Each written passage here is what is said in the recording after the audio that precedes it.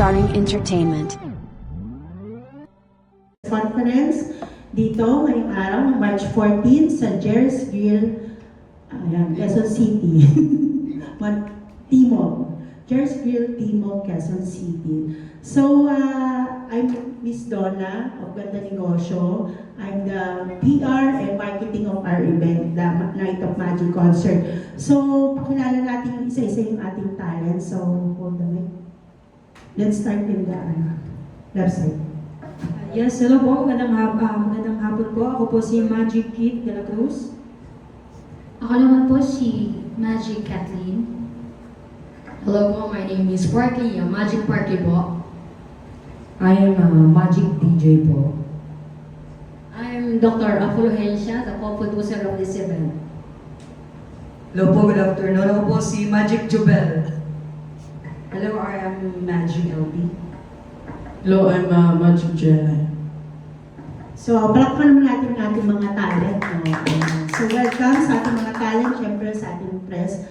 So, let's start the concert details. No? So, sa ating organizer, ma'am, kailan po mangyayari yung concert na inaabangan natin? On June 25, 2026, 7 p.m. at Music Museum. Yung ticket po natin, saan po available?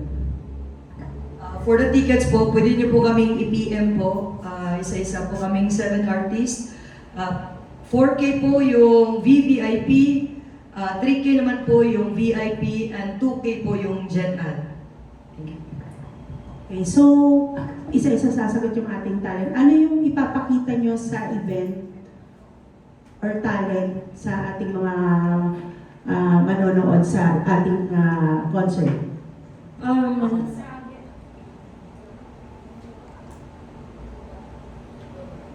Hello, eto na lang ma'am.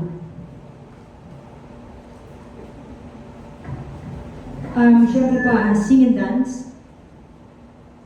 May dramatic din na magaganap. And yeah, we're expecting po na yung mga original songs na ginagawa at the moment. And yun po, sana ma-apply din po namin, ma-play and may pakita po sa inyo. And yun, dance, any kind of magic performances po, may expect niyo po sa amin on June 25 po. Thank you. And po, meron din po kaming ila-launch na song, kami po nag-group, no, ipapakita namin sa inyo on the concert po. At saka Magic po ang pangalan, so magma-magic po kami doon. Abangan niyo lang po, bumili po kayo ng ticket para malaman niyo. And magkakaroon po kami ng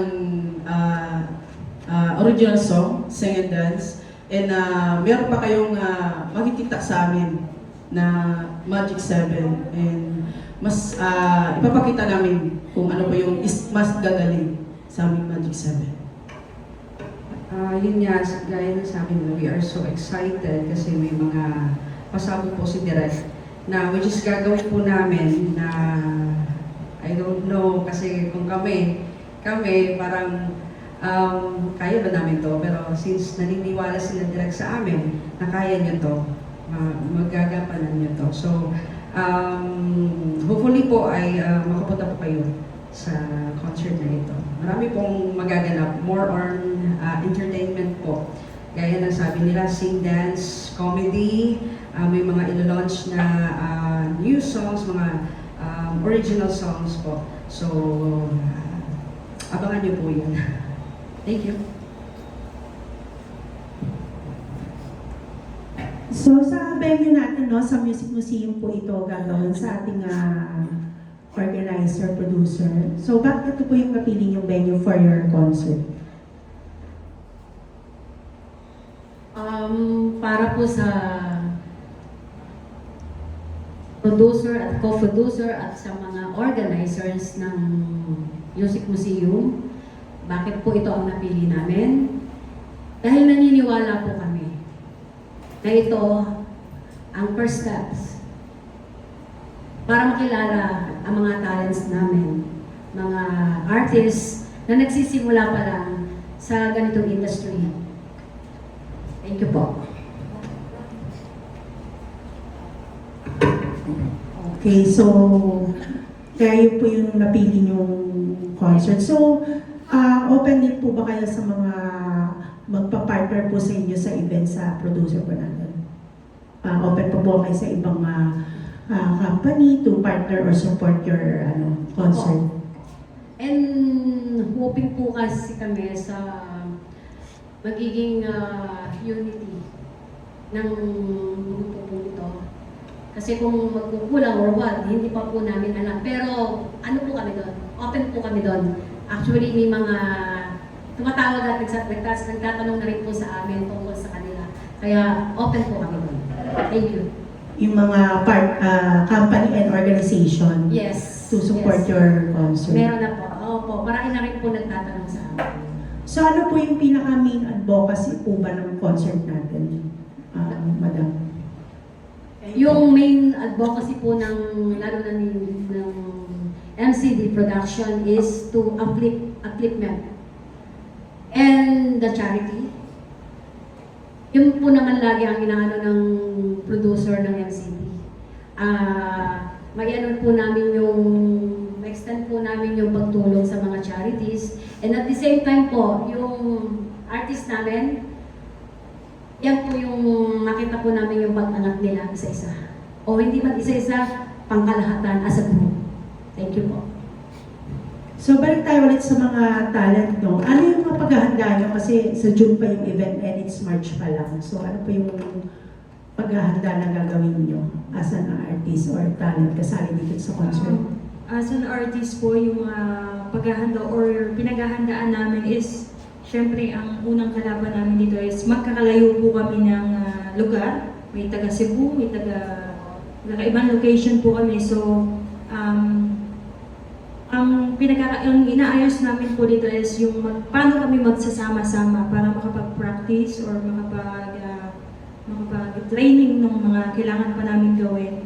Pero sa tulong naman po ng aming mga producer and organizer, nagagawan po kahit pa paano ng paraan na okay, magsasa tayo ng ganitong date and then magpa-practice tayo. Walang kahit anong ibang gagawin. Doon tayo sa priority or sa goal na kasi kailangan dito is sulitin yung time management. Yun po. So kailangan talaga na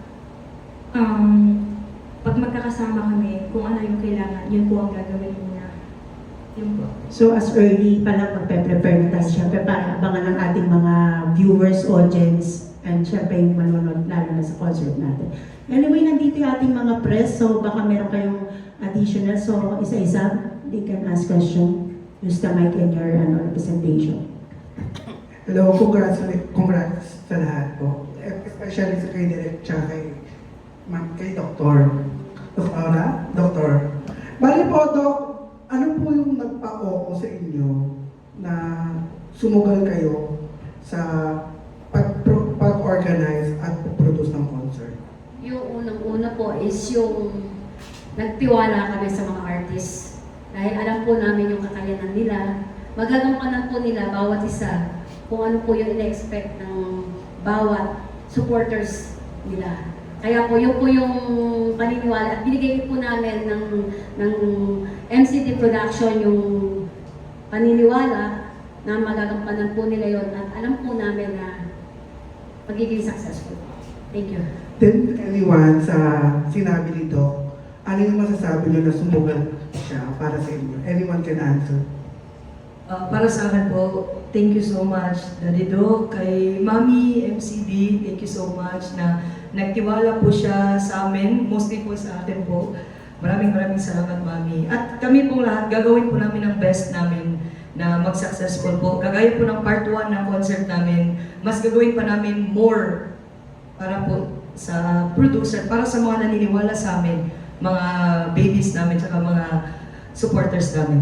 Thank you po. Tama, may nauna pa na concert. Opo, meron po kami part 1. Okay. Okay na. And, Yung part 1 po kasi, actually, nag-start yon sa pag-invite sa amin ni producer Melanie sa Bohol. Doon talaga nag-start lahat, which is kasama ko yung mga team Bohol talaga dito. So, doon nag-start na nagkita-kita kami kasi mga live streamer po kami sa TikTok po. Doon kami nagko-collab. Hindi pa kami nakikita talaga, personally. So, nung doon sa Bohol po, doon po naganap lahat na nagkakasama kami kasi nga, in-sponsoran po kami ni producer Melanie nung time na yon. So, doon kami nagkakilala. So, sabi ko kasi sa kanya, ikaw, Master kasi tawag ko sa producer namin. Master, sabi ko, Master, ikaw talaga, panay ka sa, ganito sa amin. Why not produce a concert? Kasi kumakanta-kanta naman kami doon sa ano. Para at least makita din namin yung mga supporters namin. And at the same time, si Master kasi may ginagawang charity. So sabi ko, why not produce a concert for a cause? Para din sa charity. So doon talaga na-start na po. So eto na nagkasama-sama na kami, sila Jobel. Actually, ako, si Jelay, partly, PJ ang nasa Bohol. Tapos si Kathleen din kasi, at saka si Jobel nasa Visayas din. So, naka-join na niya. So, doon lang talaga nag-start lahat. So, yun, nagka-ano kami na. Then, yung mga nasa malalayong lugar, how's experience in Manila? Nalibot nyo na ba? So far po, ang ganda po ng Manila. Yung mga tao dito is, just like that, mapagmahal talaga. Minahal na kami na parang kami, anak niya. And so far din sa namin dito. Kasi dito first time na pumunta ako ng Manila kasi nakapag-showtime na ako. Pero this time is iba. Nakasalamuha ko lahat ng mga tao na dito. Hindi naman lahat, typically na lahat talaga na wala. Yun talaga. Minahal kami kahit hindi kami taga dito. Hindi kami snob.